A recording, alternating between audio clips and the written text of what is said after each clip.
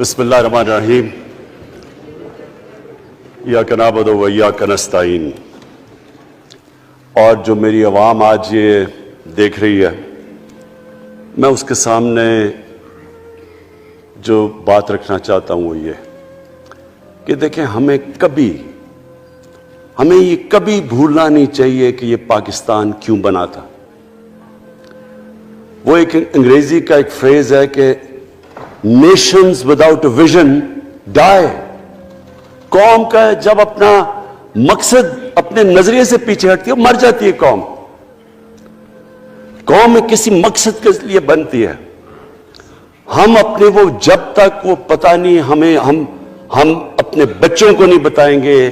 خود ہم جو آج لیڈرشپ ہے، میرا غلطی سے ہاتھ ادھر چلا گیا، ادھر کی لیڈرشپ میں کہہ رہا ہوں، جو ہماری لیڈرشپ ہے اس کو پتہ ہونا چاہیے کہ یہ بہت بڑا عظیم خواب تھا پاکستان کا.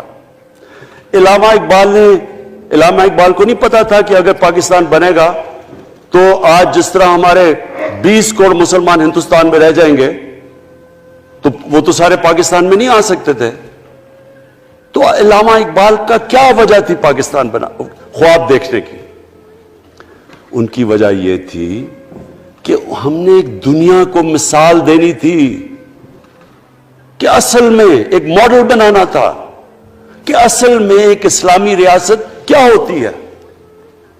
اور وہ بیس کس کے اوپر کر رہے تھے؟ پاکستان کی اسلامی فلاحی ریاست جو ہماری آبجیکٹو ریزولوشن میں ہے، نبی صلی اللہ علیہ وسلم کی مدینہ کی ریاست جو ان کی سنت تھی، جو دنیا کی تاریخ کی پہلی فلاحی ریاست بنی تھی، جس میں بہت بڑے بڑے ماڈرن جو آج کے پرنسپلز، وہ پرنسپلز طے کیے گئے تھے.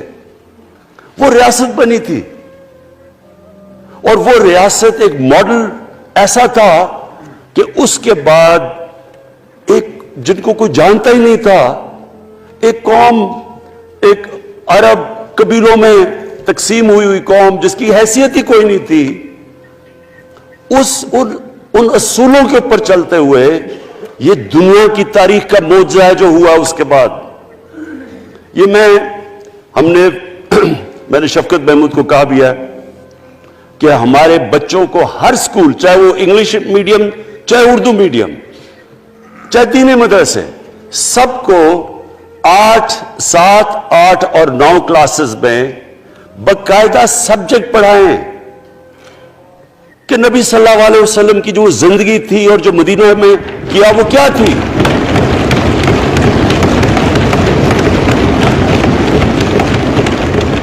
تاکہ ان کو پتہ چلے کہ اس ملک کا مقصد کیا تھا. بڑے لوگ جو پاکستان نہیں چاہتے تھے وہ کیا کہتے تھے؟ وہ کہتے تھے کہ پاکستان تو بن گیا تو آپ نے جو مسلمان ہندوستان میں رہ گئے ان کو آپ نے سیکنڈ کلاس سٹیزن بنا کے چھوڑ دیا. آج بیچارے مسلمانوں سے کیا ہو رہا ہے وہاں؟ تو وہ لوگ کہتے ہیں کہ اگر پاکستان نہ بنتا تو مسلمانوں کی زیادہ طاقت ہونی تھی. ایک ہندوستان میں اس طرح مسلمانوں کا برا حال نہیں ہونا تھا جو آج ہے. یہ ایک آرگیومنٹ دی جاتی ہے. اور اگر ہم پاکستان کو جس مقصد کے لیے بنا تھا اگر ہم ادھر نہیں لے کے جائیں گے تو وہ ٹھیک کہہ رہے ہیں. یہ تو نہیں تھا کہ وہاں ٹاٹا برلا تھے جو اربوں پتی اور یہاں یہ شریف اور زرداری اربوں پتی بن جائیں. اس لیے تو نہیں پاکستان بنا تھا. یہ بڑی ہمیں ری الائن کرنا چاہیے اپنے نظریے کی طرف. ہمیں اپنا رخ چینج کرنا چاہیے واپس کہ یہ بڑا عظیم خواب تھا پاکستان کا. اور وہ جو تاریخ تھی، وہ جو اصول انہوں نے سیٹ اپ کیے، جن لوگوں کی حیثیت ہی نہیں تھی، یہ تاریخ کا حصہ ہے کہ اس کے بعد انہوں نے دیکھتے دیکھتے 15، 20، 30 سالوں کے اندر دنیا کی امامت کی. صرف امامت ہی نہیں کہ وہ تو منگولیوں نے بھی دنیا بڑی جلدی سے فتح کر لی تھی. چنگیز خان نے بھی بڑی جلدی اس کی فوجوں نے فتح کر لی تھی. 100 سال کے بعد وہ ختم ہو گئے تھے. انہوں نے ایک دنیا کی عظیم سیویلائزیشن، جو ٹاپ سائنٹسٹ تھے، سارے دنیا کے ٹاپ سائنسدان، ایک عظیم کلچر، اور سب سے بڑی بات جو میرا آج میں یہ کہنا چاہتا ہوں، انہوں نے اخلاقیات، ایک اخلاقی، ایک مورل سٹینڈرڈ سیٹ کی دنیا میں. جب مسلمان گئے انڈونیشیا اور ملیشیا، وہاں تو کوئی مسلمان کی فوج نہیں گئی، وہاں تو کوئی تلواروں سے نہیں فتح کیا. مسلمان تاجروں کا وہاں کردار دیکھ کے لوگ حیران ہو گئے کہ یہ کون لوگ آئے ہیں جو بالکل ان کی مورالٹی ایسی، نہ وہ کوئی دغا بازی کرتے تھے، نہ وہ کوئی دھوکہ دیتے تھے، اپنی زبان پہ کھڑے ہو جاتے تھے. لوگ ان سے امپریس ہو گئے کہ کون سی قوم ہے. دیکھیں اسلام ایک، ہم غلط فہمی میں ہیں، یہ سمجھتا ہے کہ جی تلوار سے اسلام پھیلا تھا. اسلام پھیلا تھا کہ وہ ایک انسان کے کیریکٹر کو ریفارم کرنے آیا تھا. ہم جب اللہ سے مانگتے ہیں، ہم نماز میں ایک ہی چیز مانگتے ہیں کہ اللہ ان کے راستے پہ لگا جن کو تو نے نعمتیں بخشی، ان کے نہیں جو غلط تباہی کے راستے پہ چلے گئے. صرف نماز میں ہم یہ چیز مانگتے ہیں، ہر روز ہم پڑھ کے یہ مانگتے ہیں. یہ دو راستے ہیں، ایک ہے تباہی کا راستہ، ایک ہے عظمت کا راستہ. نعمتیں کس کو بخشی؟ اللہ کے پیغمبروں کو. اور جو دنیا کا سب سے عظیم انسان، جو دنیا کا سب سے عظیم لیڈر، جس کو اللہ نے سب سے زیادہ نعمتیں بخشی، ہمارے نبی صلی اللہ علیہ وسلم. نہ کبھی اس طرح کا انسان آیا، نہ کبھی آ سکتا ہے. تو ہمیں راستہ بتایا کہ ایک ان کا راستہ ہے اور ایک دوسرا راستہ ہے، تباہی کا راستہ ہے. اور وہ جو ان کے راستے پہ چلتا گیا وہ ایک عظیم انسان بنتا گیا. ایک کتاب ہے، میں اپنے لوگوں کو ریکمینڈ بھی کرتا ہوں کہ دی عرب کانکویسٹ، وہ پڑھنے والی کتاب ہے. اس میں بتاتے ہیں کہ جب مسلمان ایک دم دیکھتے دیکھتے دنیا میں پھیل گئے تو کوئی ایک آدمی نہیں تھا. ایک تو بڑے عظیم سپہ سالار تھا خالد بن ولید، لیکن وہ جو بھی بنتا تھا وہ جنرل عظیم بن جاتا تھا. وہ اس کتاب کے اندر لکھی انگریز نے ہے. وہ کہتے ہیں اس کی کوئی ایکسپلینیشن نہیں ہے کہ یہ کیسے ساری دنیا پہ چھا گئے. نہ ان کے پاس کوئی لیٹسٹ ویپنز تھے، ایک طرف رومنز تھے، دوسری طرف پرشینز تھے، وہ تو سپر پاورز تھے. ہتھیار تو ان کے پاس تھے، نہ ان کے پاس ہتھیار، نمبرز میں بھی وہ زیادہ تھے، ان کی فوجیں بھی زیادہ تھیں، لیکن وہ ساری دنیا پہ پھیل گئے اور ایک ایسا سویلائزیشن بنا کہ زیادہ تر تو مسلمان نہیں تھے، وہ بھی ان کو مانتے تھے، کیونکہ ان کی اخلاقیات، ان کا عدل اور انصاف کا نظام، ان کا کیریکٹر، اس کی وجہ سے لوگ آئے ہیں. یہاں جو ہندوستان میں اسلام پھیلا ہے، یہ ہمارے جو بڑے بڑے بزرگ تھے، داتا صاحب، بلے شاہ، نظام الدین اولیاء اور بابا فرید، یہ لوگ تھے. ان کو لوگ دیکھ کے، ان کے کردار سے، ان کے انٹلیکٹ، انسانیت سے لوگ مسلمان ہوئے. تو ہم آج، میں جو یہ سینٹ الیکشن ہوا ہے، میں اپنی قوم کو یہاں، یعنی مجھے شرمندگی ہوتی ہے اسپیکر صاحب کہ ہم وہ خواب اور کدھر بکرا منڈی بنی ہوئی ہے ایک لوگوں کو خریدنے کے لیے سب کے سامنے.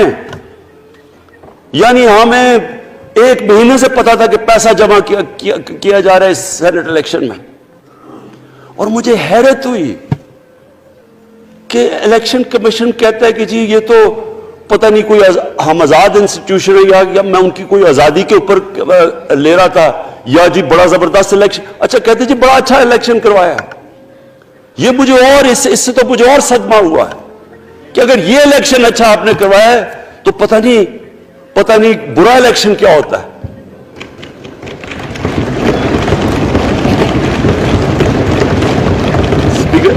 اسپیکر صاحب یہ دیکھیں، مجھے یہ افسوس یہ ہوتا ہے کہ ہم ایک چیز سمجھتے نہیں ہیں. ہم کہتے ہیں جی ہمارے معاشی حالات بہت برے ہیں. دیکھیں جی ہماری ڈیفیسٹ تھے، یہ ہمارے کرنٹ اکاؤنٹ، یہ جو بھی ہم کہتے ہیں قرضے چڑھے ہوئے ہیں. یہ جو قرضے چڑھے ہوئے ہیں یہ ایک بیماری کے سمٹمز ہیں. بیماری کچھ اور ہے. اخلاقی طور پہ ہماری قوم کو تباہ کیا ہے. پھر معاشی تباہی آتی ہے. آج مجھے ایک ملک کا بتا دیں جس کی اخلاقیات اوپر ہو, جن کے مورل سٹینڈرڈز اوپر ہوں اور وہ غریب ہو. ایک ملک مجھے بتا دیں, اور کوئی ملک مجھے بتا دیں جتنا مرضی پیسہ ہو, وسائل ہو, سب کچھ ہو, لیکن وہاں کی بھی جو لیڈرشپ کرپٹ ہو, وہ مجھے بتا دیں کہ اس میں خوشحالی ہو. دیکھیے ساتھ ساتھ جاتا ہے.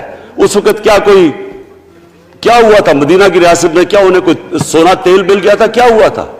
کوئی ان کے پاس کوئی پیسے آ گئے تھے؟ کیسے وہ اوپر اٹھ گئے تھے؟ کوئی انہوں نے قرضے لیے تھے؟ کس طرح اٹھے تھے اوپر؟ دنیا کے عظیم لیڈر نے ان کی اخلاقیات اٹھا دی تھی. صادق اور امین,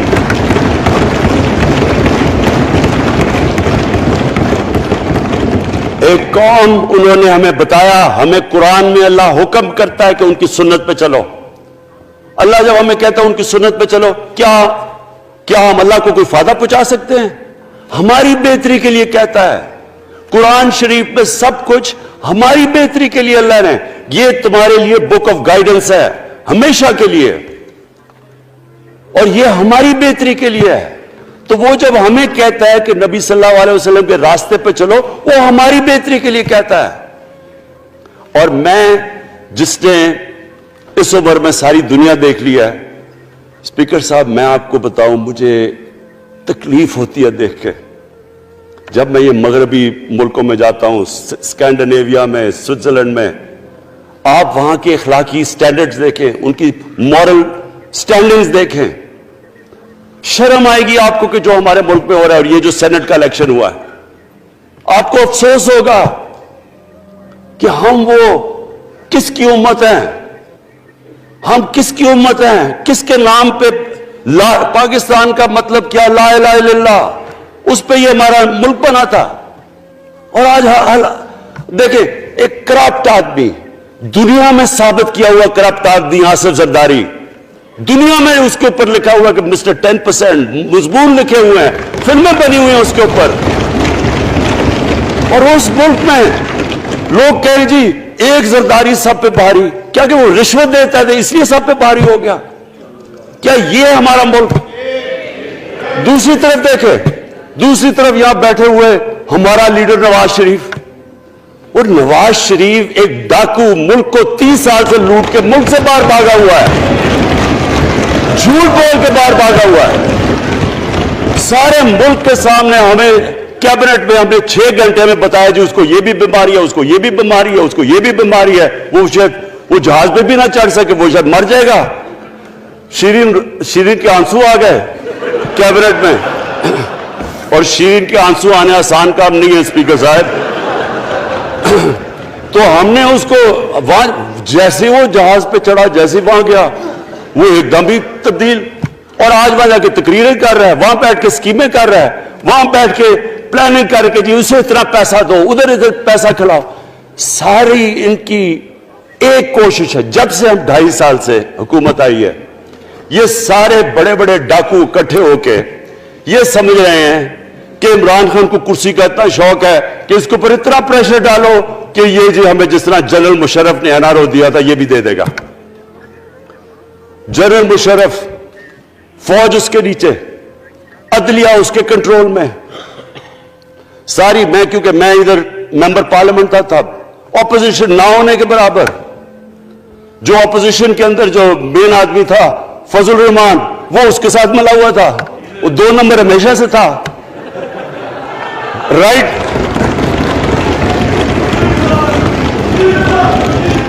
اور وہ آدمی جس کے پیچھے امریکہ ان کی جنگ لڑ رہا تھا, سب کچھ, وہ ان کے پریشر میں آ کے ان دونوں کو NRO دیا. اور اتنا بڑا اس ملک کے اوپر اس نے جرم کیا ہے. ان دونوں نے آ کے NRO لے کے دونوں ہاتھوں سے ملک لوٹا. اس کے بعد دونوں نے اس ملک کے اوپر 4 گنا زیادہ قرضہ چڑھایا. اسپیکر صاحب, 6,000 ارب سے ہمارا قرضہ جو ٹوٹل لائبلٹیز 30,000 ارب پہ پہنچا دی. آج ہمارے اوپر کیا مسئلہ ہے؟ ہمیں یہ قرضوں کی قسطیں دیتے ہوئے بیچارے لوگوں کے اوپر بوجھ ڈالنا پڑتا ہے. یہ جو مہنگائی ہے اس کے بعد میں بعد میں بات کرتا ہوں، لیکن پہلے یہ بات کمپلیٹ کر لوں کہ دیکھیں اسپیکر صاحب، میں یہ 2.5 سال سے تماشے دیکھ رہا ہوں. یہاں پہلے دن پرائم منسٹر بن کے پرائم منسٹر تقریر کرنے جا رہا ہے، کھڑے ہو کے تقریر نہیں کرنے دی. کیوں تقریر نہیں کرنے دی؟ کیونکہ ان کو پہلے دن سے ڈر تھا کہ یہ ہمارے جو کرپشن کے کیسز یہ معاف نہیں کرے گا. کرپشن کے کیسز ہم نے نہیں بنائے تھے اسپیکر صاحب، یہ سارے ان کے دور کے کیسز بنے ہوئے ان کے اوپر. آپس میں تو ان کا مکا تھا، اپنا نیب کا چیئرمین آپس میں مل کے کیسز ان کے بند کر رہا ہے. عدلیہ اس وقت کی عدلیہ وہ ان کے ہاتھ میں تھی، ان کو تو مسئلہ ہی کوئی نہیں تھا. وہاں $60 ملین آصف زرداری کا سوئٹزرلینڈ میں پڑا ہوا ہے، وہ جج کہہ رہا ہے کہ واپس لے کے آؤ. وہ یوسف رضا گیلانی جو یہاں سے سینیٹر بنا ہے، وہ پاکستان کا $60 ملین پڑا ہوا ہے سوئٹزرلینڈ میں، وہ جج کہہ رہا ہے کہ واپس لے کے آؤ. وہ کہتے نہیں جی میں نہیں خط لکھتا. بھئی آپ کے باپ کا پیسہ تھا، پاکستانی قوم کا پیسہ تھا، اس کے اوپر وہ ڈسکوالیفائی ہو جاتا ہے. وہ ایسے پھر ہے جس طرح نیلسن منڈیلا کہیں ڈسکوالیفائی ہو گیا.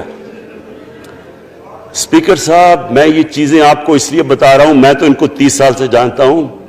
دیکھیں جب تک ہم اس ملک میں اپنی اخلاقیات ٹھیک نہیں کریں گے، مورل سٹینڈرڈز ٹھیک نہیں کریں گے، جب اس طرح کے الیکشن ہوں گے کہ کھل کے پیسہ چل رہا ہے اور ہم کہیں گے نہیں جی وہ پٹواری کیوں پیسے لیتا ہے، تو وہ تھانے دار کیوں پیسے لیتا ہے، وہ سرکاری نوکر، وہ تو بیچارہ جو نچلا طبقہ ہے وہ تو واقعی جس طرح شیخ رشید نے کہا ہے مہنگائی جو بڑی ہے بیچارے لوگوں کی تنخواہ میں گزارا نہیں ہو رہا. ان کو ہم کہہ رہے ہیں کہ آپ بالکل ایماندار بنے. اور یہ جن کا اتنا ان کے پاس پیسہ ہے اسپیکر صاحب، میں آپ کو یقین سے کہتا ہوں ان کو خود نہیں پتا کہ ان کا کتنا پیسہ باہر پڑا ہے. اتنا 30 سال سے چوری کر رہے ہیں یہ پیسہ، اور 30 سال سے پیسہ چوری کر کے اب ان کی کوشش یہ ہے کہ عمران خان کے اوپر پریشر ڈالو سارے چور مل کے کہ جی کبھی ہم گورنمنٹ گرا دیں گے، کبھی ہم وہ نکلاتے ہیں. آپ سوچیں فیٹف کے اوپر، اب فیٹف ہماری وجہ سے تو نہیں فیٹف پہ ہم گرے لسٹ میں آئے، یہ تو نون لیگ کے دور میں گرے لسٹ میں آئے ہیں. اب اگر فیٹف کی بلیک لسٹ میں پاکستان جاتا ہے تو یہاں سب کو پتا ہے کہ سینکشنز لگ جائیں گی. تو آگے مشکل سے ہم نے اکانومی کو سٹیبلائز کیا، مشکل سے. اگر بلیک لسٹ میں جاتا ہے تو اکانومی سیدھی نیچے. آج جو لوگوں کو مشکل پڑی ہوئی ہے، اور مشکل پڑی ہوئی ہے ہمارے لوگوں کو مہنگائی کی، اس کی وجہ یہ ہے کہ ہمارا روپیہ جو تھا تقریباً 107 روپے کا آج 160 روپے کا. تو جب روپیہ گرتا ہے تو ساری چیزیں باہر سے مہنگی ہو جاتی ہیں، پٹرول، ڈیزل، بجلی. اب بجلی کی آدھی بجلی ان سے باقی ڈالر کانٹریکٹس کے اوپر بجلی کے کانٹریکٹ سائن کیے ہوئے ہیں، وہ سب کچھ باہر سے. دالیں مہنگی، جو چیز باہر سے امپورٹ کرتے ہیں، گھی مہنگا، ساری چیزیں مہنگی ہو جاتی ہیں. تو یہ سوچ لیں کہ اگر ہمارے اوپر سینکشنز لگ جائیں، اگر ہمارے اوپر فیٹف کی سینکشنز لگ جاتی تو یہ تو آپ تو سوچ ہی نہیں سکتے کہ یہ ملک میں کیا حال ہونا تھا. تو ہم اپنے ملک کے لیے فیٹف کی ریکوائرمنٹ پہ لیجسلیشن کروا رہے ہیں، اور انہوں نے جناب اتنا بڑا وہ ذرا پکڑا، اتنا بڑا وہ لا دیا جی، اتنا بڑا جی، یہ 34 شکیں چینج کر دیں نیب میں. اب نیب کا فیٹف سے کیا تعلق ہے؟ انہوں نے سمجھا کیا عمران خان قابو آ گیا، اب تو یہ ڈر کے فیٹف کی بلیک لسٹ سے اب تو جناب ہمیں یہ 34 شکیں سائن کر کے تو نیب کو ختم کر دے گا. مطلب یہ کہ صرف ان کی چوری کے کیسز ختم ہو جائے، بس ون پوائنٹ ایجنڈا ان کا. اور میں نے آپ کو پہلے دن یہاں سے کہا تھا، پہلے دن یہاں کھڑے ہو کے میں نے کہا تھا کہ ان کا صرف ون پوائنٹ ایجنڈا. میں ان کو جانتا ہوں، جب یہ سارے اپوزیشن میں میرے ساتھ تھے. ان کا صرف ایک خوف ہے کہ یہ NRO نہیں دے گا، لہٰذا اس کو اتنا بلیک میل کرو. اور اب فیٹف کے اوپر تو یہ پھنس گیا ہے تو اب اس سے لے لو، اس سے کنسیشن لے لو تاکہ نیب ختم ہو جائے. اب سوچیں کیا ان کو ملک کا فکر ہے؟ کیا ان کو نہیں پتا تھا کہ کیا ہونا ہے اگر فیٹف کی بلیک لسٹ پہ چلے جاتے ہیں؟ اس کے بعد انہوں نے جلسے کرنے کی کوشش کی، बड़ा जी पब्लिक निकालेंगे हम, मीनार पाकिस्तान के अंदर जलसा। मीनार पाकिस्तान का ये जानते नहीं। देखें, इनके भी आ गए एक शहजादा एक शहजादी जिन्होंने जिंदगी में कभी काम किया नहीं है, ना उनको पता है कि स्ट्रगल होती क्या है। जनाब मीनार पाकिस्तान खुद ही अखबारों के अंदर अपने आप को पैसे खर्च करके अखबारों में जरा नुमाया करके जनाब इन्होंने मीनार पाकिस्तान में जलसा कर लिया। अब मैं तो जानता हूं मीनार पाकिस्तान, और मैं तो अपने लाहौर को भी जानता हूं, मैं तो अपने लाहौर शहर को भी जानता हूं। वो लाहौर शहर मुल्क का कोई पैसा चोरी किया हो उसके खिलाफ तो निकलेगा, लेकिन बड़े बड़े डाकू अगर वो समझ रहे हैं कि अपनी चोरी बचाने के लिए लाहौर शहर को निकालेंगे, तो वही हुआ जो इनके साथ मीनार पाकिस्तान में हुआ। अब आके जो डॉक्टर फहमीदा मिर्जा ने बड़ा अच्छा आपको एक्सप्लेन किया। उन्होंने बताया कि ये क्यों जरूरी था ओपन बैलेट। उन्होंने बताया कि इलेक्शन कमीशन की तो रिक्वायरमेंट है कि ऑनेस्ट हो, फ्री और फेयर इलेक्शन हो। तो इन्होंने 2008 में चार्टर ऑफ डेमोक्रेसी में कहा हुआ कि जी ओपन बैलेट होनी चाहिए, दोनों पार्टीज ने। और उसके बाद एकदम वहां से दोनों सब उधर से भाग के और कहते नहीं जी खुफिया बैलेट होनी चाहिए। मैंने तब कह दिया कि खुफिया बैलेट का एक मकसद था, सारे मिलकर कोशिश करेंगे कि हफीज शेख को हराएं, और वो जो आदमी जीता है पाकिस्तान का करप्ट तरीन आदमी। मैं एक चीज आपको आज कहता हूं, यूसुफ रजा के आप सिर्फ एसेट्स देख लें, प्राइम मिनिस्टर बनने से पहले थे और उसके बाद क्या एसेट्स है, भाई एक चीज देख लें, कोई आपको कुछ करने की जरूरत नहीं है। आपको पता चलेगा इन्होंने इसने क्या किया अपने जमाने में। तो उसको ला के यहां बैठा के तो जनाब इन्होंने सारा पैसा लगा के, और हमें सब पता था क्या हो रहा है, और उसको जाके जनाब इन्होंने हरवा दिया हफीज शेख को। अब क्या पैगाम गया सारे मुल्क में इसका? मैंने क्यों ये आज वोट ऑफ कॉन्फिडेंस लिया, इसका क्या पैगाम गया दुनिया में? सारे लोगों के सामने ओपन हॉर्स ट्रेडिंग, लोगों को रातों को कॉल कर रहे हैं, या मैं तो खास दाद देना चाहता हूं, मेरे मेंबर्स बैठे हैं, ख्वातीन बैठी हैं जिनको कॉलें गई हैं रात कि जी 2 करोड़ से रेट शुरू होगा, हम अब आपको आगे पैसे देंगे। इनको सारों को पैसे ऑफर कर रहे हैं। और फिर अगर मैं सिर्फ इलेक्शन कमीशन को एक चीज कहना चाहता हूं, आप मेहरबानी करें पाकिस्तान की एजेंसी से सिर्फ एक सीक्रेट ब्रीफिंग लें, आप इनको अंदाजा होगा कितना पैसा चला इस इलेक्शन के अंदर, पता चलवाएं क्या हुआ इस इलेक्शन में, ताकि आप इस तरह की स्टेटमेंट ना दें कि जी हमारी कोई आजादी खत्म कर रही है। मैं आपकी आजादी खत्म कर रहा हूं ये कह के आपके कि ये जो इलेक्शन में हुआ है। स्पीकर साहब, मैं आज इस ओकेजन के ऊपर, क्योंकि मुझे इस पे काफी, मैं 2.5 साल ये बड़ी चीजें बर्दाश्त करता रहा हूं, और मैं इसलिए सब्र से करता रहा हूं क्योंकि मुल्क इतना हमारा मुश्किल में है। जो हमें टाइम मिला जब मेरी गवर्नमेंट आई, मैं आपको यकीन से कहता हूं कि सारी जिंदगी मेरी तो स्ट्रगल में गुजरी। जो भी आप इंसान ने किसी चीज में compete करता है, अगर आपने मुल्क में अपने सबसे टॉप 11 खिलाड़ियों में पहुंचना है तो एक बहुत सारे मुल्क में मुकाबला करके आप वहां पहुंचे, उसमें एक बड़ी स्ट्रगल होती है, ऊंच नीच होती है बड़ी। और फिर अगर आपको दुनिया के लेवल पे आपको अपना, अगर आपको मनवाना है, उसकी और एक स्ट्रगल होती है। और मेरी उससे ज्यादा बड़ी स्ट्रगल थी कि एक आदमी जाके हॉस्पिटल बनाने की कोशिश करे, और वो भी कैंसर हॉस्पिटल। तो एक वो बहुत बड़ी स्ट्रगल थी। फिर पॉलिटिक्स में लंबी स्ट्रगल रही है, अकेला थोड़ा से लोगों के साथ शुरू हुआ था, और स्ट्रगल करके 14-15 साल तो मजाक उड़ता था मेरा, सारे हंसते थे जब नाम सुनते थे मेरा।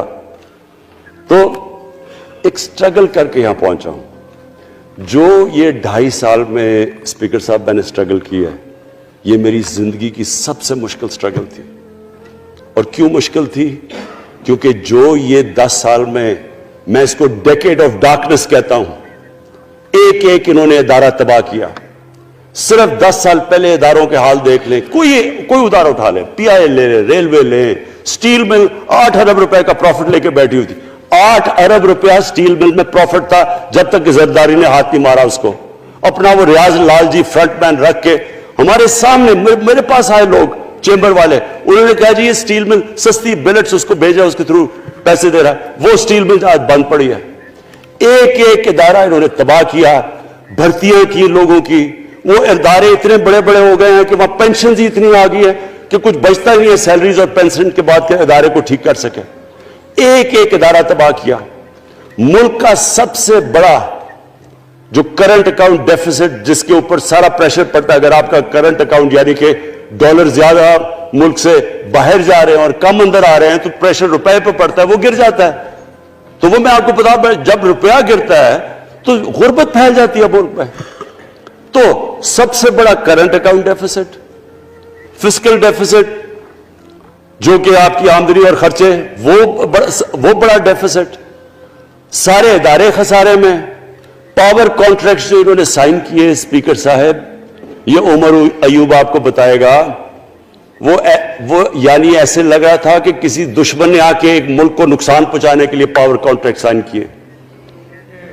उनके अंदर वही पावर प्रोजेक्ट्स आप कहीं और देख लें, किसी और मुल्क में, बल्कि अपने मुल्क में देख लें, और वो देखें कि इन्होंने किस पैसे बनाए, वो किस पैसे पे।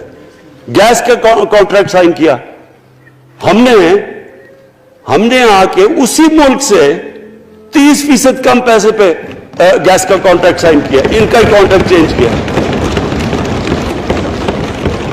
सारी गवर्नमेंट, जब ऊपर से प्राइम मिनिस्टर लगा हुआ पैसे बनाने, प्राइम मिनिस्टर एक नौकरी कर रहा है किसके लिए? एक दुबई की कंपनी के लिए। कभी दुनिया में सुना है इस तरह?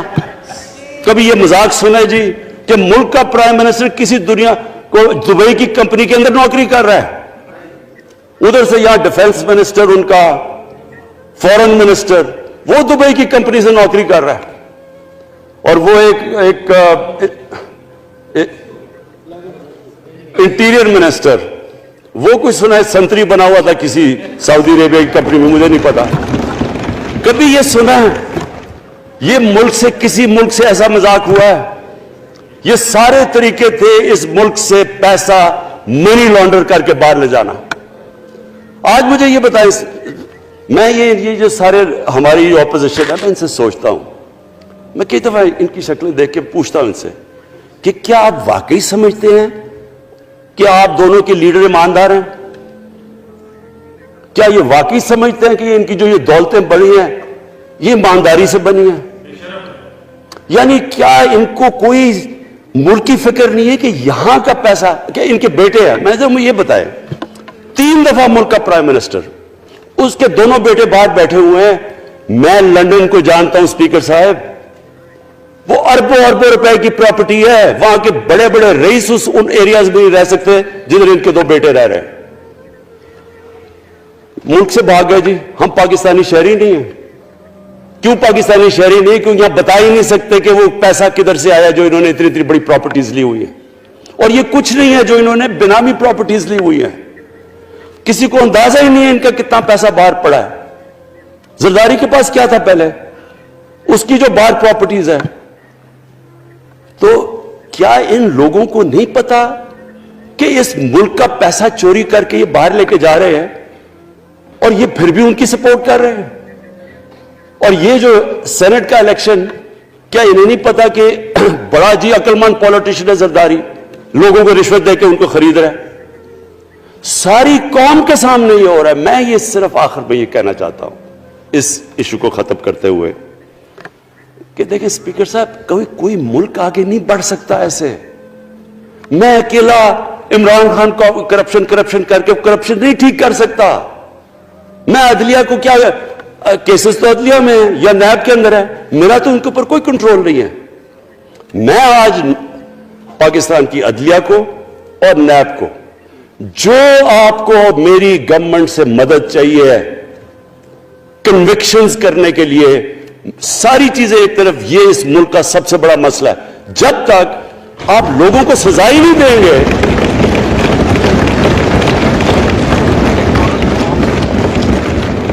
जब तक लोगों को सजा ही नहीं मिलेंगी। देखें जी, किसी माशरे में जब सजा और जजा ही नहीं है, सिर्फ गरीब आदमी जेल में जाए, ताकतवर जलसे करने शुरू हो जाए कि जी मुझे एनआरओ दो, वो وہ نیب کے عدالت سے نکلتے ہیں, پھول پھینک رہے ہیں ان کے اوپر. اربوں روپے کی چوری کی ہوئی ہے انہوں نے. وہ تو اسپیکر صاحب, میں ایک معاشرہ کرپشن کے خلاف لڑتا ہے. آپ جتنے مرضی قانون بنا دیں, وہ کرپشن کے خلاف وہ کرپشن نہیں ختم کر سکتے. معاشرہ فیصلہ کرتا ہے کہ ہم نے اس ملک میں کرپشن نہیں ہونے دینی. معاشرے کی اخلاقیات ایسی ہونی چاہیے کہ جو کرپٹ آدمی ہو وہ کبھی اس کی شکل نہ دکھا سکے پبلک کے اندر. جو میڈیا کا رول ہے, میں اپنے میڈیا والوں کو بھی کہنا چاہتا ہوں, جو اسحاق ڈار سے کیا تھا ہارڈ ٹاک میں اسٹیون سیکر نے, وہ ہر جگہ یہ ہوگا. آپ جب بھی کسی بھی مغربی معاشرے میں کسی نے پبلک کا پیسہ چوری کیا, اس کی جرات نہیں ہوگی ٹی وی پہ جانے کے لیے. میں نے تو وہاں دیکھا ہوا ہے, بڑے بڑے نام, ایک دھبا لگتا ہے آپ کے اوپر کرپشن کا کیس, آپ سارے میڈیا سے باہر ہو جاتے ہیں. یہاں ہر روز شام کو بیٹھ کے اربوں روپے کی کرپشن کی ہوئی ہے, ان کو کسی نے قتل کیے ہوئے ہیں, اور آرام سے بیٹھ کے جناب میں لیکچر دے رہے ہوتے ہیں. اسپیکر صاحب, معاشرہ لڑتا ہے, اس کے اندر ہمیں سب کو مل کے اپنے ملک کو اگر بچانا ہے, معاشی طور پہ بھی بچانا ہے, پہلے ہمیں اپنے اخلاقی سٹینڈرڈز ٹھیک کرنے پڑیں گے. سارے ملک کو مل کے لڑنا پڑے گا. اگر ہم نے اپنے بچوں کے مستقبل کو بچانا ہے, اپنی آنے والی جنریشنز کو بچانا ہے, اس ملک کو ایک عظیم ملک بنانا ہے, تو وہ شروع ہوگا جب ہم مدینہ کے ریاست کے سب سے بڑے اصول عدل اور انصاف, کیونکہ انصاف اور عدل جب ایک معاشرے میں آ جاتا ہے, جب ایک معاشرہ کھڑا ہو جاتا ہے میریٹوکریسی کے اوپر, جب ایک معاشرے میں صرف ایک جو کرپٹ جتنا مرضی طاقتور ہو وہ جیل میں جاتا ہے اور عام آدمی اوپر آ سکتے ہیں, وہ معاشرہ تب آگے بڑھتا ہے. تو میں صرف اس کے اوپر یہ کہنا چاہتا ہوں کہ مجھے ساری قوم کی اس میں مدد کی ضرورت ہے. میں اپنی ساری زندگی کوشش کر چکا ہوں اور کرتا رہوں گا. میں تو اپنی پارٹی کو یہ بھی کہا تھا کہ اگر میری پارٹی ساری بھی چھوڑ دے, میں اکیلا بھی ان کے خلاف لڑتا رہوں گا. میں تو کبھی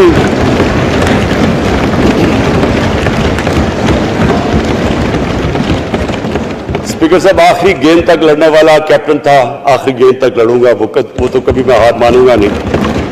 لیکن یہ وقت آ گیا ہے کہ ملک کو اپنے آپ کو بچانا ہے, آنے والی جنریشنز کو ہم نے بچانا ہے.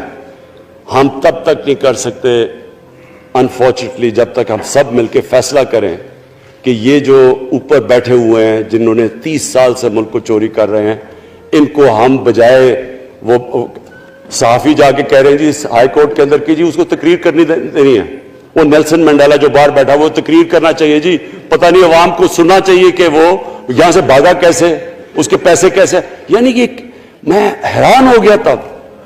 اور اب اسپیکر صاحب میں صرف مختصر بات کر دوں آگے کی. دیکھیں,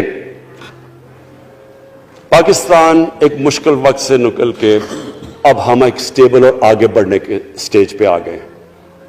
ہماری اللہ کا شکر ہے, جو سب سے مشکل چیز ہوتی ہے کرنٹ اکاؤنٹ, بڑی دیر 17 سال کے بعد 5 مہینے پاکستان کا جو کرنٹ اکاؤنٹ ہے وہ سرپلس پہ چلا گیا. یعنی ہمارے جتنے ملک میں ڈالرز آ رہے ہیں اور جتنے باہر جا رہے ہیں, اللہ کا کرم ہے زیادہ ڈالرز آ رہے ہیں. ہمارا روپیہ خود ہی, ہم پیسے نہیں لگا رہے اس کو, خود روپیہ اسٹرینتھ گین کر رہا ہے. یہ بڑا امپورٹنٹ ٹائم ہے کہ اس وقت, اور یہ اس کے باوجود کہ اس ملک میں کرونا ہوا, ساری دنیا کی اکانومیز کرونا میں بری طرح متاثر ہوئی, اس کے باوجود اوپر والے کے کرم خاص طور پہ, اور میں کہوں گا کہ ہماری جو ٹیم تھی, ہمارا جو جس طرح ہم نے مانیٹر کیا اور جس طرح ہم نے ڈیٹا بیس گیدر کیا اور ہم نے ہر ایک چیز فالو کر کے ہم نے جیسے اپنے لوگوں کو بچایا ہے. میں خاص طور پہ اپنی ٹیم یاسد عمر اور ہماری جو ٹیم تھی اپنی ڈاکٹر فیصل مین کو خاص طور پہ خراج تحسین پیش کرتا ہوں. تو اس مشکل وقت سے بھی آپ دنیا میں دیکھیں اور جس طرح پاکستان نکلا. اب دیکھیں آگے ہمارا چیلنج کیا ہے. ہمارا چیلنج یہ ہے کہ ہم اپنی جو ایکسپورٹس ہیں ان کو بڑھائیں, کیونکہ صرف گروتھ ایک ہی طرح ہوتی ہے ایکسپورٹ لیڈ. اللہ کا شکر ہے کہ بیرون ملک پاکستانیوں نے ریکارڈ پیسہ پاکستان بھیجا ہے, جو کہ ہمارے ملک میں آیا ہے ریمیٹنسز کے.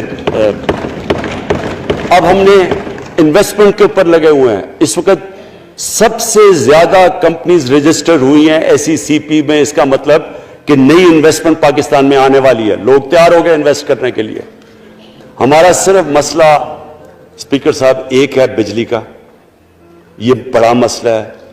کانٹریکٹ مہنگے سائن کیے ہوئے, جو کانٹریکٹ سائن کیے ہوئے ہیں جس پہ وہ بجلی پروڈیوس ہو رہی ہے, بدقسمتی سے وہ اگر بجلی کی قیمت بڑھاتے ہیں تو لوگ آگے اور مشکلوں میں پڑے ہوئے ہیں. بجلی کی وجہ سے سب چیزیں مہنگی ہو جاتی ہیں.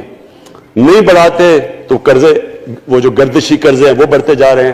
ہمارا ایک یہ چیلنج ہے. اس کے اوپر صرف اپنی قوم کو بتانا چاہتا ہوں کہ باقاعدہ ہم ہر طریقہ سوچ رہے ہیں کہ ہم نے اس میں سے کیسے ہم نے اپنے لوگوں کے اوپر بوجھ کم کرنا ہے. ایک تو میں اپنی ٹیم کو یہ بھی کامیابی دیتا ہوں کہ بڑی دیر اور مشکلوں سے IPPs کے ساتھ ہم نے نیا کانٹریکٹ سائن کیا جس کے اندر بہت پاکستان کا پیسہ بھی بچے گا اور جو آگے جا کے قرضہ بڑھنا تھا وہ نہیں بڑھے گا. جو میرے اوپر سب سے زیادہ پریشر ہے اس وقت اسپیکر صاحب وہ ہے مہنگائی کا. مہنگائی میں نے آپ کو بتایا بھی دیا کہ مسئلہ ایک جب آپ کی روپیہ گرتا ہے تو جب چیزیں مہنگی ہو جاتی ہیں ایک وہ ہے. لیکن میں اپنی قوم کو صرف ایک چیز کہنا چاہتا ہوں کہ سب سے زیادہ اس وقت میری حکومت ایک ہی چیز پہ لگی ہوئی ہے کہ ہم کس طرح لوگوں کے اوپر مہنگائی کا بوجھ کم کریں. اس کے لیے ہم بڑی بڑی چیزیں آپ کے سامنے لے کے آئیں گے آنے والے دنوں میں, جس میں کوشش یہ ہے کہ ہم اپنے ملک میں جو سارا نچلا طبقہ ہے ان کو سبسڈائز کریں. اپنے اساس پروگرام کے ذریعے ان کو ڈائریکٹلی ہم فنڈ کریں. یہ انشاءاللہ آپ کے ساتھ آئے گا. ابھی میں نے ایکسپیریمنٹ ایک اور شروع کر دیا, وہ ایک ہفتے تک ابھی ٹرائل پہ ہے کہ ہم ایک پروگرام لے کے آ رہے ہیں کوئی بھوکا نہ سوئے. ہم نے خاص کچنز بنائے ہیں, ایریاز چوز کیے ہیں جدھر سب سے زیادہ بھوک ہے, تاکہ ہم کم از کم جب تک ہماری ملک اٹھتا ہے اوپر ہم کم از کم ان تک کھانا پہنچائیں کہ ہمارے ملک میں کوئی بھوکا نہ سوئے. اور یہ پوری میں کیمپین شروع کرنے لگا ہوں. ہیلتھ کارڈ پنجاب کے اندر اور پختونخوا کی گورنمنٹ کو تو میں خاص مبارک دیتا ہوں کہ انہوں نے سارے اپنے پختونخوا کے لوگوں نے خاندانوں کو کور کر لیا ہیلتھ انشورنس سے. یہ بڑے بڑے امیر ملکوں میں بھی ایسا نہیں ہوتا کہ ہر ایک خاندان کے پاس 10 لاکھ روپے کی انشورنس ہوگی, کسی بھی ہسپتال میں جا کے اپنا علاج کروا سکیں. میں خاص طور پہ محمود خان اور آپ کی کیبنٹ کو مبارک دیتا ہوں. پنجاب کیونکہ بہت بڑا ہے, انہوں نے بھی فیصلہ کر لیا ہے. عثمان بزدار آپ کی اور آپ کی ٹیم کو میں خاص مبارک دیتا ہوں کہ اس سال کے اینڈ تک وہ سارے پنجاب کے اندر ہیلتھ کارڈ پہنچا دیں گے. یہ ایک عام آدمی کے لیے سب سے بڑی, کم از کم جیسے جیسے ہم اپنے ملک کو اٹھا رہے ہیں تو کم از کم ہم لوگوں کی بنیادی ضروریات پوری کریں. اور جو کسان ہیں جی, کسانوں کے لیے ایک بڑا زبردست پروگرام لے کے آ رہے ہیں. اس کے اوپر بھی ہمیں بڑا برین سٹارمنگ کی ہے کہ کیسے ہم کسان کی مدد کر سکتے ہیں. پرابلم تو ہمارے پاس یہ ہے نا کہ جتنا ہم پیسہ اکٹھا کرتے ہیں آدھا پیسہ قرضوں کی قسطوں پہ چلا جاتا ہے تو پیسہ کم بچتا ہے. لیکن ہم نے فیصلہ کیا کسانوں کے اوپر ہم خاص زور دینے لگے ہیں تاکہ وہ بعد میں بات کروں گا. تو 2 چیزیں اور جی. دیکھیں, میں قوم سمجھتی ہے نا کہ اب ہم کیسے یہ جو قرضے ہمارے اوپر چڑھے ہوئے ہیں ان سے کیسے نکلنا ہے.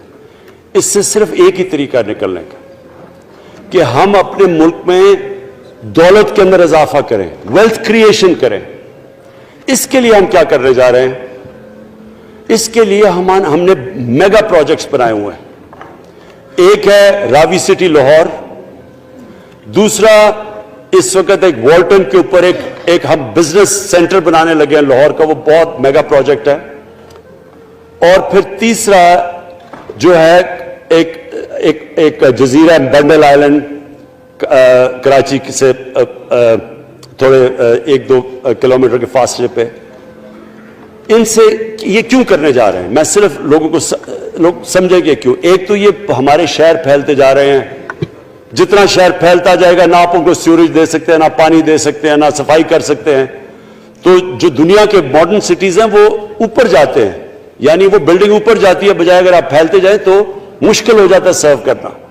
تو ایک تو ماڈرن سٹیز پہلی دفعہ بنا رہے ہیں پاکستان میں اسلام آباد کے بعد. ایک وہ راوی سٹی، وہ بہت ضروری ہے. اس سے لاہور کا جو پانی نیچے جاتا جا رہا ہے وہ ہم وہاں بیراج بنا کے پانی اس کا بچانے لگے ہیں. اور دوسرا ماحولیات کے لیے وہاں ہم بہت بڑے پیمانے پہ اربن فارسٹ اور درخت اگانے لگے ہیں، کیونکہ وہاں لاہور میں بہت بڑا پرابلم ہے اس کا.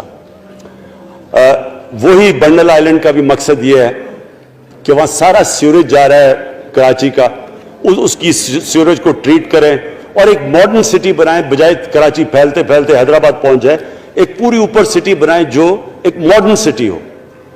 تو لیکن اس کا اصل مقصد یہ ہے کہ اس سے پیسہ جنریٹ ہوگا، اربوں کھربوں روپیہ ہم جنریٹ کریں گے اور اس پیسے سے ہم پھر یہ قرضے واپس کریں گے.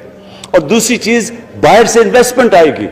بیرون ملک پاکستانی جو سب سے بڑا ملک کا احساس ہے وہ باہر آ کے وہ ان کے اندر انویسٹ کرنے کے لیے تیار ہے، ان بڑے بڑے پروجیکٹس کے اندر. اور جیسے فورن ایکسچینج آئے گا ہمارے ریزروز بڑے ہوں گے، ہمارا روپیہ سٹیبل ہوگا اور اس سے جو ویلتھ کریشن ہوگی اس سے ہم پھر اپنے قرضے واپس کریں گے. اس کے علاوہ 50 سال کے بعد 2 بڑی ڈیمز بن رہی ہیں پاکستان کی تاریخ میں. صرف 2 بڑی ڈیمز تھیں، اب یہ 2 اور بادشاہ ڈیم اور مومن ڈیم بنا رہے ہیں. لیکن مجھے جو آخر میں بات کہنی ہے اسپیکر صاحب وہ یہ کہ پاکستان کو آگے بڑھنے سے کوئی نہیں روک سکتا انشاءاللہ.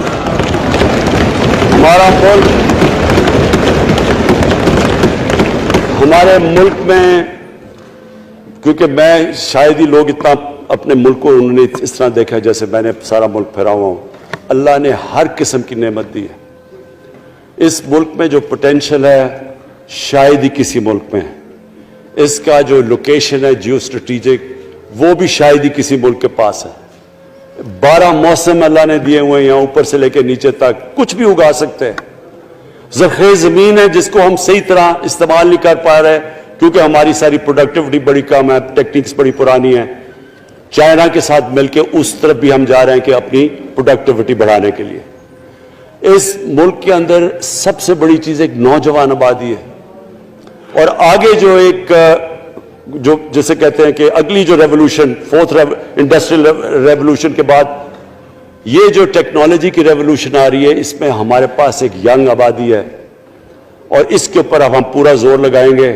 اور انشاءاللہ یہ جو ہماری آبادی ہے یہ ہی ایک ینگ آبادی پاکستان کو اٹھا دے گی اگر ہم ان کو صحیح معنی میں ٹیکنیکل ایجوکیشن دے دیں. جو میں الیکشن کمیشن، کیونکہ بڑے ناراض ہو گئے تھے کہ میں نے کہا وہ الیکشن کے اوپر میرے کامنٹس تھے، میں ان کو یہ کہہ دوں کہ ہم نے یہ فیصلہ کیا ہے الیکٹرل ریفارمز کا. ہم اب ٹیکنالوجی کے اوپر وہ جو EVM مشینز ہیں، الیکٹرانک مشینز لے کے آئیں گے.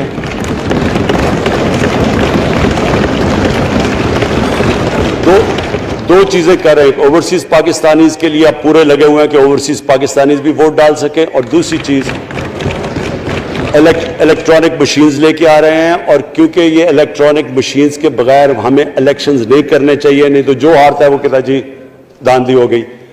ہم نے اس طرح کا سسٹم لے کے آ رہے ہیں کہ امریکہ کے اندر جب ڈونلڈ ٹرمپ نے کہا کہ الیکشن میں داندلی ہوئی ہے، سارے انہوں نے جب الیکشن کھولا تو ایک بھی وہ نہیں ثابت کر سکے داندلی ہوئی، کیونکہ الیکٹرانک مشینز تھی، ان کے پاس وہ سسٹم تھا. انشاءاللہ وہ سسٹم لے کے آ رہے ہیں تاکہ ہمیشہ کے لیے آگے سے یہ چیز ختم ہو جائے کہ جو ہارا تھا وہ ہار مانے گا، جو جیتے گا وہ جیت.